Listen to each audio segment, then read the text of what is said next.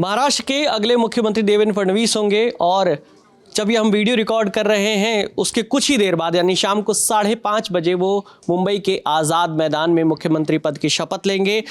लेकिन इन सब के बीच में ट्विस्ट ये है कि अभी तक ये फाइनल नहीं हो पाया है कि मुख्यमंत्री के साथ वो दो कौन डिप्टी सीएम होंगे जो शपथ लेंगे। नाम वही आ रहे हैं, एकनाथ शिंदे का नाम जो कि पूर्व मुख्यमंत्री रहे, शिवसेना के मुखिया हैं इस समय, और दूसरे नेता अजीत पवार वो भी शपथ लेंगे, ऐसी खबरें आ रही हैं लेकिन कंफर्म नहीं हुआ है। और क्या अपडेट है इस मामले पर, अभिनव जी बताइए ज़रा क्या अपडेट। का अपडेट जो आप बता रहे थे उससे बिल्कुल उलट है। अजीत दादा ने तो कल साफ कर दिया था कि वो शपथ लेने वाले हैं, क्योंकि अजीत पवार और देवेंद्र फडणवीस और एकनाथ शिंदे कल एक प्रेस कॉन्फ्रेंस कर रहे थे। उस वक्त ही जब पत्रकारों ने पूछा कि आप शपथ लेंगे, कौन कौन शपथ लेने वाला है, तो एकनाथ शिंदे ने कहा भाई अभी कल शाम तक का इंतजार करो, शाम को शपथ होनी है। तो दादा अजीत पवार जो उनको दादा कहते हैं वहाँ के लोग ज़्यादातर, तो अजीत दादा ने तपाक से बोला कि इनका तो शाम तक पता चलेगा, मैं लूँगा। तो सब हंसने लग गए। तो एकनाथ शिंदे ने इस पर रिप्लाई दिया कि उनका नहला था, तो एकनाथ शिंदे ने दहला मारा, कहा कि दादा को तो अनुभव है सुबह भी शपथ लेने का और शाम को भी शपथ लेने का।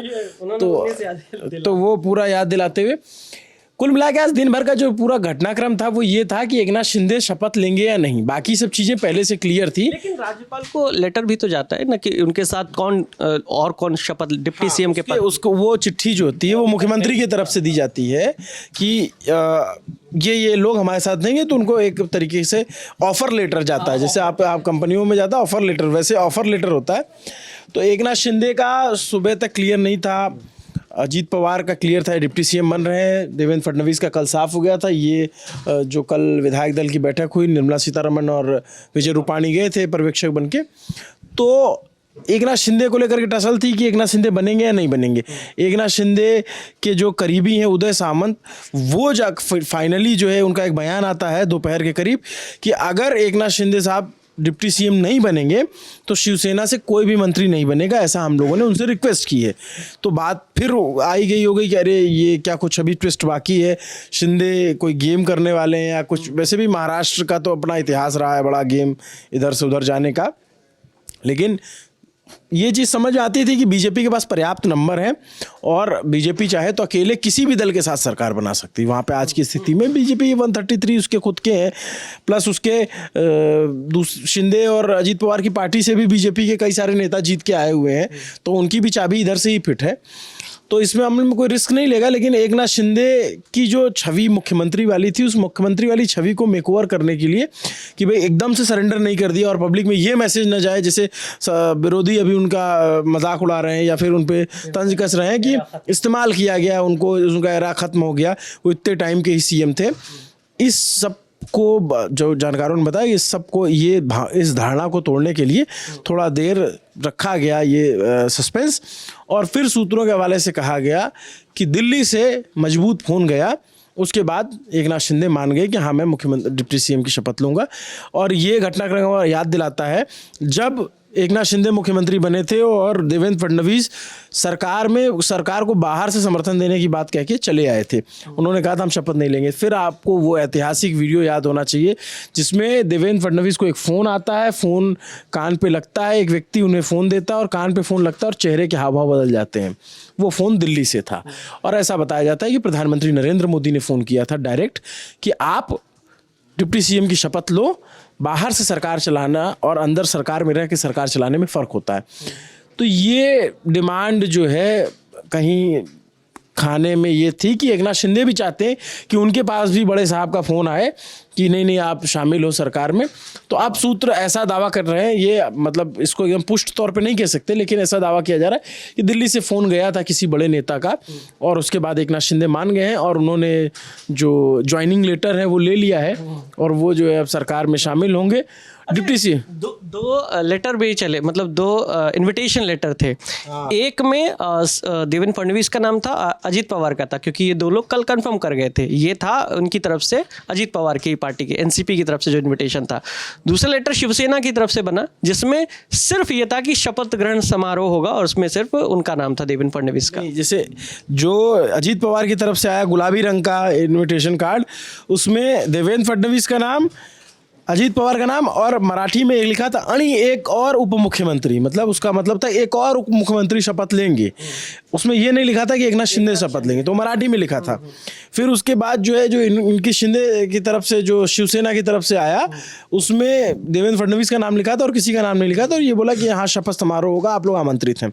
फाइनली अब जो तस्वीरें आ रही हैं, अब जैसे ये उस सब तस्वीरें हैं, मैं इनको अगर दर्शकों को बता दूं तो ये उस वक्त की तस्वीर, चंद्रशेखर बावनकुले हैं जो बीजेपी के अध्यक्ष हैं, एकनाथ शिंदे हैं, उनके करीबी लोग हैं, ये सुनील तटकरे हैं, इनके बहुत करीबी, रायगढ़ से सांसद हैं, प्रफुल्ल पटेल मजबूत नेता माने जाते हैं, तो ये विजय रूपाणी है। तो ये सारी तस्वीरें कल से हमने देखी, और आज ये साफ हो गया है कि अब आप मसला फंसेगा कि पावर शेयरिंग किधर है, अहम मंत्रालय किसको कहाँ मिलेंगे। देवेंद्र फडणवीस क्या उतने ही ताकतवर होंगे जितना पहली बार मुख्यमंत्री थे, और जो विभाग उनके पास थे, मुख्यमंत्री की ताकत, उसके पास कितने विभाग हैं इससे भी देखिए, मुख्यमंत्री तो मुख्यमंत्री होता है, उसमें कोई शक शुदा नहीं होता है कि मुख्यमंत्री की ताकत कहीं से इधर उधर हो, लेकिन विभागों को भी देखा जाता है कि उसके पास कौन कौन से डिपार्टमेंट हैं, और हर राज्य में अलग अलग विभाग अलग अलग महत्व के होते हैं। जैसे महाराष्ट्र में एक अर्बन डेवलपमेंट मिनिस्ट्री है जिसका बहुत महत्व है, जिसके में काफ़ी काम होता है, उसमें फंडिंग भी ज़्यादा होती है। आमतौर पे इतिहास रहा है कि तकरीबन मुख्यमंत्री अपने पास ही रखते थे वो विभाग। उद्धव ठाकरे ने वो विभाग एकनाथ शिंदे को दिया। एकनाथ शिंदे जब सीएम बने तब भी वो विभाग उनके पास था। अब वो विभाग किसके पास रहेगा, ये देखने वाली बात होगी। गृह विभाग को लेकर की बात होती है, जैसे वित्त मंत्रालय पे अजीत पवार का दावा है, पहले भी रहे हैं, तो अब इस बार उनको मिल रहा है या नहीं मिल रहा है, या फिर जो गृह मंत्रालय को लेकर दावा। देखिए, गृह मंत्रालय कोई भी मुख्यमंत्री आमतौर पे देता नहीं है, और गृह के साथ साथ एक बहुत महत्वपूर्ण मंत्रालय होता है कार्मिक मंत्रालय, जो पोस्ट ट्रांसफर और पोस्टिंग करता है। असली ताकत, असली जान वहाँ होती है। जब आपके हाथ में अधिकारी नहीं रहेंगे तो आपका कोई क्यों सुनेगा। तो इसलिए ये मंत्रालय जो होते हैं, ये कोई मुख्यमंत्री देता नहीं है। अब देखने वाली बात है कि किसके कोटे में कौन कौन से मंत्रालय आते हैं, किसको कितने विभाग मिलते हैं, किस कोटे से कितने मंत्री बनाते भी हैं। बिल्कुल, यहाँ पे भी गठबंधन धर्म देखा जाएगा, क्योंकि बीजेपी की बहुत लैंडस्लाइड विक्ट्री हुई है, कोई इसमें शकशुदा वाली बात नहीं है। और बीजेपी चाहे तो अपने कोटे के बहुत सारे मंत्री बना सकती है, जितने पहले से सोचे होंगे उससे ज़्यादा भी, लेकिन गठबंधन है तो उसको किस तरीके से देखा जाएगा, ये इंटरेस्टिंग होगा। 5:30 बजे शपथ होगी तो हमारी भी नज़र रहेगी। लेकिन शिंदे को जो है वो दिल्ली की एक जो शर्त थी उससे मनाया गया है, ऐसा कहा जा रहा है, और ये एक पावर टैक्टिक्स थी, जैसे हर नेता का ये अधिकार होता है, और उन्होंने भी यहाँ पे अपने अधिकार का इस्तेमाल किया। चलिए, अब नजर रहेगी कि किस कोटे से कितने कैबिनेट मंत्री बनते हैं, कितने राज्य मंत्री बनते हैं, और सबसे इंपॉर्टेंट ये रहेगा कि विभागों का बंटवारा कैसे होता है। इस पर हमारी नजर बनी हुई है। इस बातचीत में हमारे साथ अभिनव थे, कैमरे के पीछे हमारे साथी जतिन है, मेरा नाम विकास वर्मा है। देखते रहिए दी ललन टॉप। शुक्रिया।